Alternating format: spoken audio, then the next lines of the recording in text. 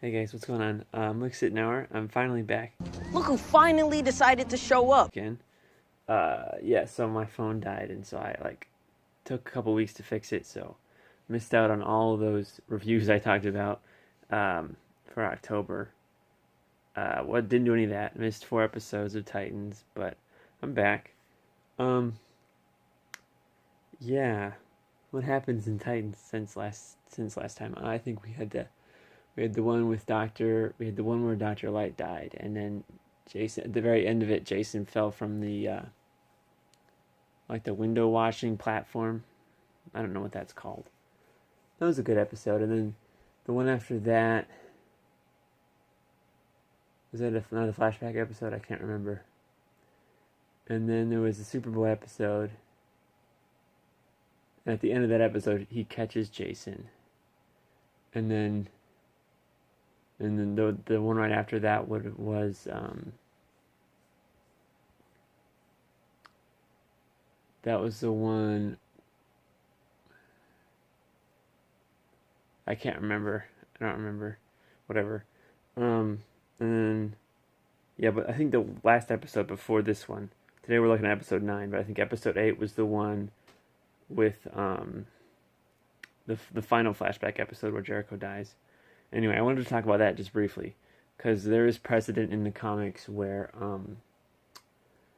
I don't remember exactly what it was, but it was in the early 90s. There was this Titan storyline where Deathstroke does kill Jericho, but his powers is to transfer his conscience into other people's bodies. So right before he died, he moved his conscience into somebody else, and so he kind of was living incognito for a little while. Yeah, anyway, well, today we're talking about episode 9. I believe it was called Atonement or something. I don't remember. So it starts right after the part. So as far as the present timeline, the last present timeline episode ended with Jason not jumping off the building. So he was on top of the building. Dick said, "I have a secret to tell you. I killed Deathstroke's son." And then the flashback episode, and now we're here again. And so this is right after that. He's in sort of the kitchen common area of the tower, and Dick tells everybody that he was partly responsible in killing Jericho. And then Hank punches him, and then they all leave 2 by 2. Rose and Jason leave together. Donna and Rachel leave together. Hank and Donna obviously leave together. Corey leaves by herself, but she finds her friend who picks her up. One little detail that I thought was interesting was that they all Uber out together. So it's really, really weird. None of them brought their own cars to Titan's Tower. They all just kind of Ubered there, and they Ubered out, I guess. So anyway, we learn from Starfire's friend that since she didn't leave with him back in episode 2, I think, early on in season 2, since she didn't leave with him, her sister Blackfire took over. Now, I don't know what her actual name is. Starfire's name is Coriander, but I don't know what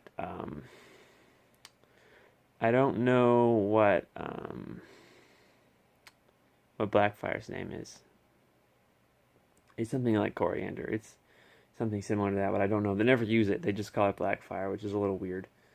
But anyway, so then we cut to Rachel and Donna Troy, and this is their only little scene in the whole episode. Was they're in the Uber complaining about traffic or whatever, and then I think Rachel uses her demon Black Cloud to put Donna to sleep, and then Rachel leaves, and we don't know where she's going, but we'll probably find out soon. Well, we definitely will, obviously. Unless it's the end of season 1 where we don't find out until season 3. Whatever. No, we'll find out eventually where Rachel goes. We don't know right now. And then, so when we cut back to the tower, and Dick is packing to leave for somewhere. He doesn't say where yet. He's going to Nevada, but he doesn't know. He doesn't say where he's going. He just says he's leaving. He'll come back. If Connor wakes up, Gar will call Bruce, because Gar's the only character left who's awake right now. he's with Crypto, the super dog, and Connor. I love Crypto's awesome. Little, like, I don't know where else to put it in the video, but Crypto's great. And this is like the only episode in the whole series, season 1 or season 2, where we actually get some Gar, a little, like not a whole lot, but just a little bit of character development for Gar. I made a joke.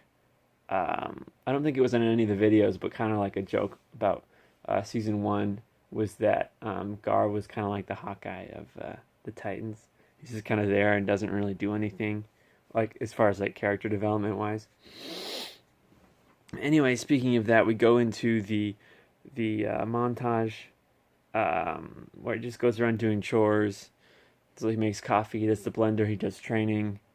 I think he gives Crypto some pizza, which is a little weird because pizza's not vegan and Gar's vegan. So, I mean, maybe there's some kind of vegan pizza. I don't know. But then Crypto wouldn't eat it because dogs. I don't know. Anyway, one of the shots in the montage is Gar reading Tale of Two Cities to the unconscious Connor, and Crypto's whining. I think it's like day 3 on the montage where we see his alarm and it says it goes off at 10:22. Which, I mean, if you're gonna sleep that late, why even set an alarm? I don't know. 10:22 is the alarm. Anyway, so I mentioned this before in a previous video, but I think someone who works on the Titan show is a huge fan of The Shining, because one of the sticky notes, I guess they're like motivational quotes or whatever. He puts one up every day, and towards the end of the montage, we see one where he put up and he said, "All work and no play makes Gar a dull boy," which is funny because in The Shining, it's all work and no play makes Jack a dull boy. You knew that, but anyway, he said Gar on a sticky note. Really funny. And at the end of the montage, he's reading Mother Goose. So that's cool. Anyway, then we go to Wyoming and we meet Hank and Dawn, who are back in their old house. It's all crappy. They talk about going to Home Depot and getting repairs and stuff, and their shower doesn't even work, so he has to take a shower in the garden with the garden hose. Yeah, and then we go back to the tower. Connor wakes up.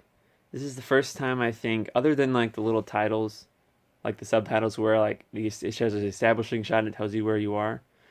This is the first time Titan's Tower was ever spoken. Like it said, like it showed a picture of the tower in San Francisco, and it said Titan's Tower in the little bottom of the screen. But this is the first time anyone's ever spoken it. Connor's like, "Where are we?" And Gar said, "Oh, we're on Titan's Tower."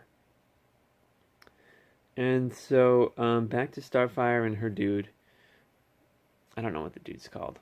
I don't know. He's just the dude. He dies at the end, so he's not important. Blackfire like shoots a little slime at him and crawls into his ear, and now like she's in control of his body. I don't know how that works, but whatever.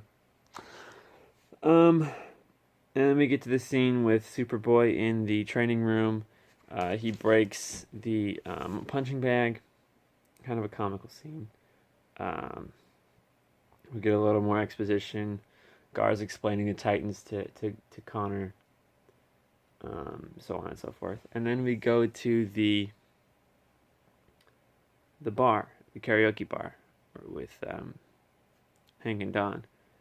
And so this scene makes me I really like this episode. Maybe it's definitely my favorite of season 2. I don't know if it's my favorite of the whole series, but it's definitely one of my favorite episodes of season 2. But this one scene kind of upsets me because it starts the scene out with this guy very poorly singing karaoke. It's supposed to be funny. He's singing very badly. But then when Hank and Dawn get up to sing karaoke, they're lip syncing and they have voice doubles. So it's like, this guy was horrible at singing. So like, even if like neither of these actors can actually sing, it's gonna be better than this dude, right? So it doesn't matter. Whatever. They're lip syncing, and it's obviously not the actual actors that are singing. I think it's funny. Because like, you can tell, but like they try to obscure it with like different shots and like the lighting to try to block their lips. But you can tell they're lip syncing and the voices aren't even theirs. It's just I don't know. Um.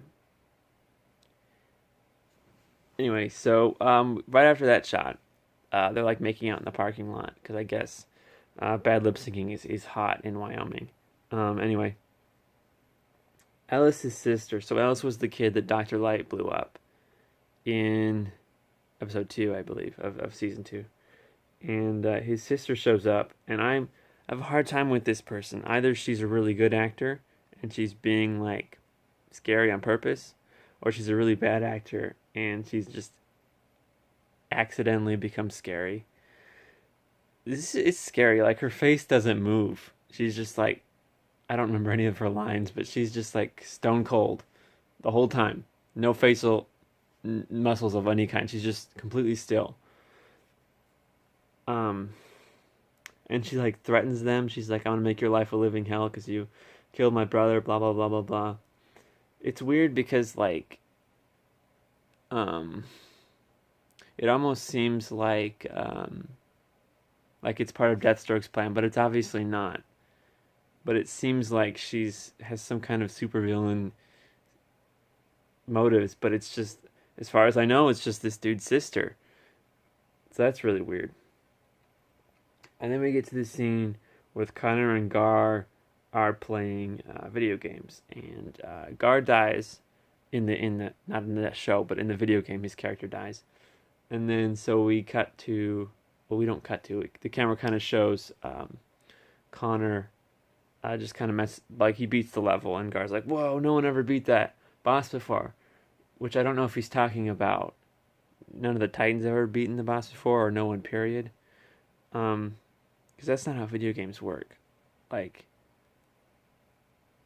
the developers and the game testers definitely beat the boss before.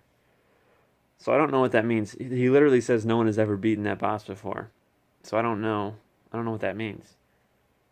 Because like somebody somewhere has to. The game wouldn't exist if they didn't. I don't know.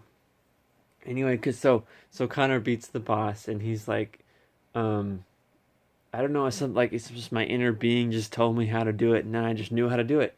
And then Gar's like, "Wow, welcome to the Titans."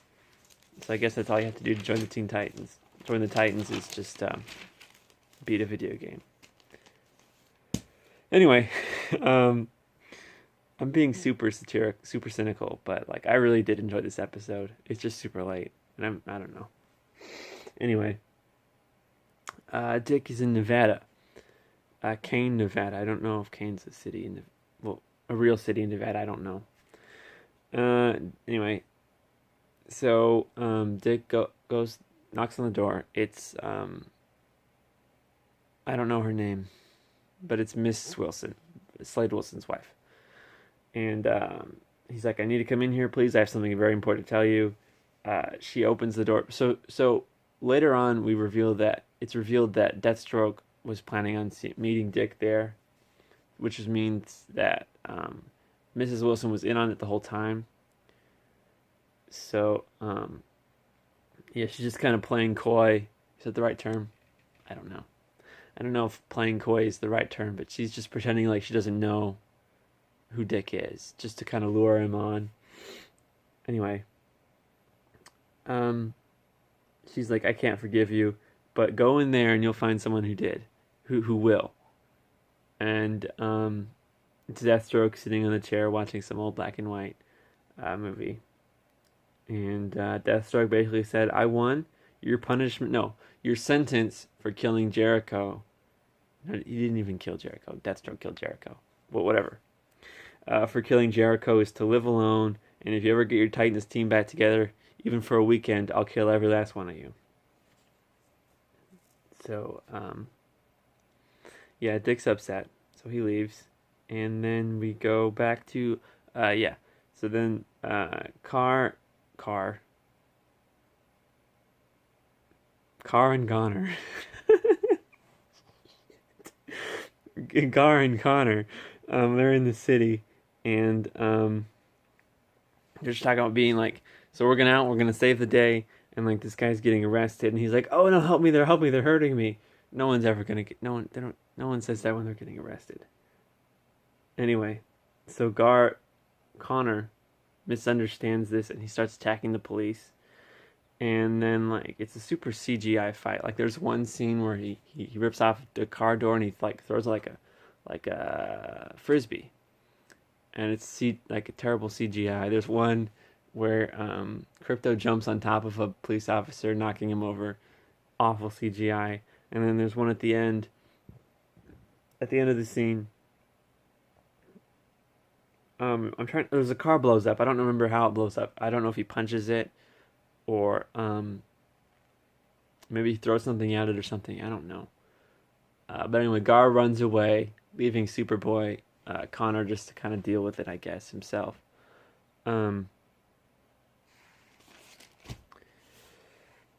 Yeah, and then we get the last sort of wrap up of the Starfire stuff at the bar with they have this conversation about, and so we're kind of getting on. I don't remember this guy's name, but her sort of her boyfriend, Royal Guard dude, was like, "Oh well, Blackfire's not actually that bad. You were kind of hard on her, but she's really not that bad." And it's sort of implied in this back and forth that Blackfire had a bit of an inferiority complex. Like they had that one race, but they shortened it because Blackfire couldn't beat it on its own, so they had to make it shorter, and she just was living in the shadow the whole time. So, like in later on, I'm just gonna finish all the Starfire stuff now. Later on, it's kind of implied that she killed everybody that was against her. So now the only people that are left on Tamaran, that's their alien planet, are sort of her followers. And so, yeah, and so this kind of leads us to the whole sort of like the theme at the end of this episode. Stephen King has this writing thing, and this is kind of what it kind of happened at the end of the episode is he has this thing where you can take a character to their absolute lowest point. He calls it the bottom. And if you read Doctor Sleep, it's very apparent towards the beginning of that book, where it's like you take this character to the lowest point. Like obviously you could murder them and you can kill them, but like based on their character traits, what's the worst possible point this person could be at? So we see Hank at the bar at the end he's asking like where's the good drugs or whatever. I don't remember exactly what he said. Something like that. We see Starfire having to kill her boyfriend. Dick at the airport with the police. Gar alone trying to get a hold. He's at Titan's Tower. He's like, man, I screwed up. He's on the phone. He's like, man, I really screwed up. It's all my fault. So he talks. Yeah. So anyway, it's sort of this point where you bring this character so low, and so like that way it makes like their redemptive arc better because we started at such a low point, the bottom, that we can go higher. So anyway, back before we finish, I just want to bring some stuff up. So Dick is at the airport, and he's talking to this lady, and he's like, "Any reservations?" He's like, "No reservations, not yet." And she's like, "Well, where are we going?" Like, "Well, I'm gonna go to the most remote place." Well, Greenland has no people. Okay, I'll go to Greenland. Any bags? No bags. One way, one person, and like this woman is an idiot. This guy is gonna. I don't know. So many red flags come up in this conversation. Anyway, so Dick is in I guess it's the Terminal D. He doesn't get on the plane. It says so it goes to one of the monitors, and it shows the plane to Greenland is boarding. Dick just drops his bag. It's this really cool shot where it's like spinning around and the airport, and Dick like moves with it. It's really cool. Anyway, so Dick attacks a cop, gets arrested, and he basically just gives up. Like he couldn't. He's been dragging around this whole Deathstroke Jericho thing this whole time, and finally he let it out, hoping to be forgiven. Nobody forgave him. Not the Titans, not Deathstroke, not Mrs. Wilson. So he's just done. He's ready to give up. It's over. That wraps up this video. Hopefully I'll have another video for the next episode coming out this weekend. If my phone doesn't mess up. I don't know. So until next time, my name is Luke Sittenauer. You can follow me on Instagram and Twitter at the LKX. Link is going to be in the description for that. You can join the Casual Experts Facebook group. Links in the description for that as well. Patreon, if you want to contribute, is going to be down there. I think that's it. So until next time. Shit, I forgot my outro. Ugh, I'm so tired. Until next time, be excellent to each other and party on, dudes.